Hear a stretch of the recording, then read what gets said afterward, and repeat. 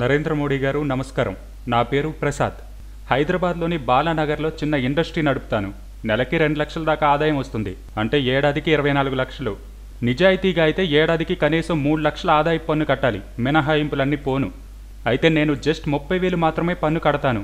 ఎందుకంటే నేను ఒక మామూలు మధ్యతరగతి ఫ్యామిలీలో పుట్టా. కష్టపడి చదువుకొని కొన్నాళ్ళు ఉద్యోగం చేసి పైసా కూడబెట్టి ఇప్పుడు సొంత ఇండస్ట్రీ పెట్టుకునే దశకి చేరుకున్నాను.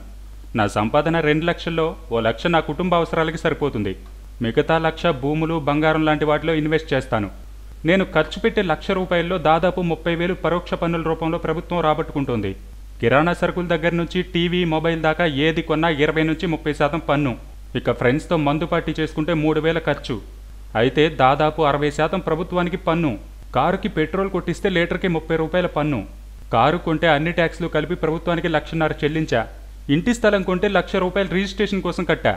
ప్రభుత్వం కనీసం మట్టి రోడ్డు కూడా వేయని మా కాలనీలో స్థలం కొన్నందుకు ప్రభుత్వం డెవలప్మెంట్ ఛార్జీల పేరుతో 50,000 వసూలు చేసింది.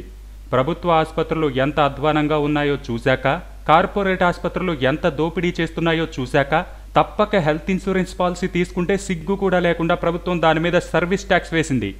దారి దోపిడీ దొంగలు దోచుకున్నట్టు ప్రతి దాని మీద, ఆఖరికి శ్మశానంలో శవదహనం మీద కూడా పన్నులేస్తున్న ప్రభుత్వం మాకు తిరిగి ఏమిస్తోంది? గవర్నమెంట్ స్కూల్లో మా పిల్లల్ని చేర్పిస్తే చదువు వస్తుందనే నమ్మకం ఉందా? గవర్నమెంట్ ఆసుపత్రిలోకి వెళ్తే ఆరోగ్యంతో తిరిగి వస్తామనే నమ్మకం ఉందా?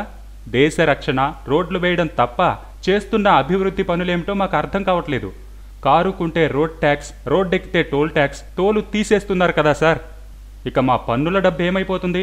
మా ఇండస్ట్రీలో పనిచేసే వారికి జీతం పెంచాలంటే వారు ఎంత పనిచేస్తారు, ఎలా పనిచేస్తారు అని ప్రతి ఏడు చూసి ఇంక్రిమెంట్ ఇస్తాం. కానీ ప్రభుత్వాలు ఏం చేస్తున్నాయి?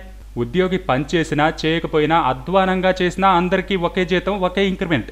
మా సొమ్మంటే అంత లోకువా? పైగా మా పన్నుల డబ్బుతో జీతాలు తీసుకుంటూ మా పనులు చేయాలంటే ఫోజులు కొడతారు. 10 గంటలకు ఆఫీస్ అంటే 11 గంటలకు వస్తారు. లంచం లేకుండా ఒక్క పని కూడా చేయరు. మరెందుకు సార్ మేము ప్రభుత్వానికి పన్నులు కట్టాలి?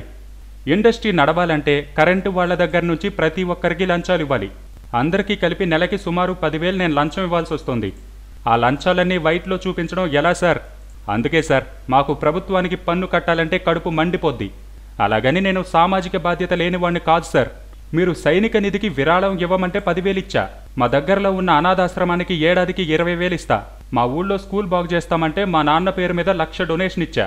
కానీ ప్రభుత్వానికి పన్ను కట్టాలంటే మాత్రం నాకు మనసు ఒప్పదు సార్. ఓకే, ఇదంతా గతం. ఇప్పుడంతా వైట్ మనీలోనే వ్యవహారాలు చేద్దాం. మీరు డిసైడ్ చేస్తారు కాబట్టి నా దగ్గర ఉన్న 10 లక్షల బ్లాక్ మనీకి 30% అంటే 3 లక్షలు కట్టి మొత్తం వైట్ మనీలోకి మార్చుకుంటా. కానీ రేపటి నుంచి నేను నెలకి 10,000 లంచం ఇవ్వకుండా పనులు అవుతాయనే గ్యారంటీ ఇస్తారా? లేదా లంచాలని చెక్ రూపంలో తీసుకోమని ఉద్యోగులకి పర్మిషన్ ఇస్తారా? ఇక నాయకుల సంగతి చెప్పలేదు కదా. మా గల్లీ లీడర్ దగ్గర నుంచి ఎమ్మెల్యే దాకా అందరి ఎలక్షన్లకి అన్ని పార్టీల వాళ్ళకి విరాళాలు ఇవ్వాలి, లేకపోతే ఇబ్బంది పెడతారు. వీళ్ళని కూడా విరాళాలు చెక్కుల రూపంలో తీసుకోమని చట్టం తెస్తారా? పార్టీల డబ్బుల లెక్కల్ని రహస్యం లేకుండా ఓపెన్గా చెప్తారా?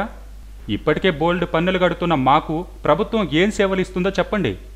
నాయకుల జల్సాల కోసం, ఉద్యోగుల జీతాల కోసం అయితే మేము పన్నులు కట్టం సార్. వీలైనంత ఎగ్గొడతాం. 10 ఏళ్లకి మళ్లీ దేశంలో బ్లాక్ మనీ పెరిగిపోతుంది. అప్పుడు మళ్లీ నోట్ల మార్పిడి తెస్తారా? ఇందుకు కాదు సార్ మిమ్మల్ని ఎన్నుకుంది. మీ నిర్ణయం వల్ల 2 రోజులుగా చేతిలో డబ్బు లేక ఇబ్బంది పడుతున్న మా వర్కర్స్ కూడా మీ మీద నమ్మకంతో ఈ ఇబ్బందిని సంతోషంగా భరిస్తున్నారు. ముందు ఆ నమ్మకాన్ని నిలబెట్టుకోండి సార్. మేం కడుతున్న పన్నులకి న్యాయం చేయండి. అప్పుడు మేం కూడా న్యాయంగా పన్నులు కడతాం. 2 చేతులు కలిస్తేనే సార్ చప్పట్లు. మా చేయి రెడీ. మీ చేత కోసం ఎదురు చూస్తుంటాం.